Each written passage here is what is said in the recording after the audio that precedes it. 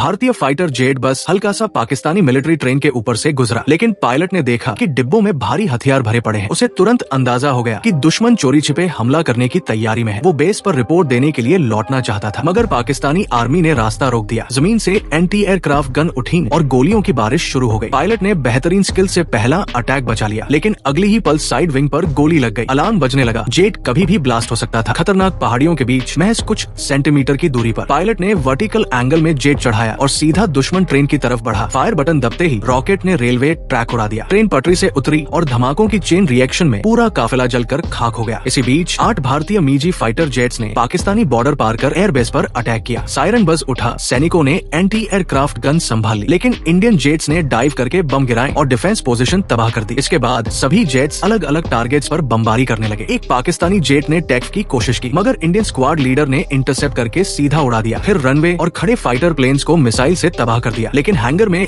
2 नए जेट छुपे थे, जिन्हें एक्सप्लोसिव प्रूफ स्ट्रक्चर ने बचा रखा था। लीडर ने ट्रिक सोची, मिसाइल दागी और कंट्रोल टावर गिराकर हैंगर पर गिराया। दोनों नए जेट भी ध्वस्त हो गए। लग रहा था मिशन पूरा हो गया है, लेकिन तभी एक और मॉडर्न पाकिस्तानी जेट आसमान में उठा। ज्यादा स्पीड के दम पर उसने इंडियन लीडर को लॉक कर लिया और हिट सीकिंग मिसाइल दाग दी। लीडर ने स्क्वाड को पीछे हटने का ऑर्डर दिया। खुद अकेला दुश्मन से भिड़ा। कमाल की स्किल से मिसाइल को चकमा देकर दुश्मन के पीछे आ गया, मगर पाकिस्तानी पायलट ने स्पीड बढ़ाकर जेट को क्लाउड्स में गायब कर दिया। कुछ ही सेकंड बाद वो फिर से पीछे आकर फायरिंग करने लगा। लीडर ने घाटी में डाइव किया। दोनों जेट्स के बीच तगड़ी पीछाप कड़ी शुरू हुई। पाकिस्तानी जेट ने आखिरी मिसाइल चलाई। लीडर ने समझदारी दिखाकर उसे दुश्मन के फ्यूल ट्रक की तरफ मोड़ दिया। भारी धमाका हुआ और बेस का आधा हिस्सा उड़ गया। इसके बाद हवा में डॉग फाइट शुरू हुई। दोनों जेट्स सीधा ऊपर उठे, लेकिन पाकिस्तानी पायलट की गलती से वो आगे निकल गया। लीडर ने मौका पाकर गोलीबारी की। फिर भी पाकिस्तानी जेट ने जवाबी वार किया और इंडियन जेट का विंग फट गया। अब बच निकलना नामुमकिन था। लीडर ने आखिरी फैसला किया, सीधे दुश्मन के जेट से टकरा गया। भीषण धमाके में दोनों जेट्स के पंख चकनाचूर हो गए। पाकिस्तानी पायलट इजेक्शन सीट से बच निकला, लेकिन भारतीय लीडर का सिस्टम लॉक हो गया। आखिरकार वो घाटी में क्रैश हो गया, एक सच्चे हीरो की तरह अपनी आखिरी सांस तक देश की रक्षा करते हुए।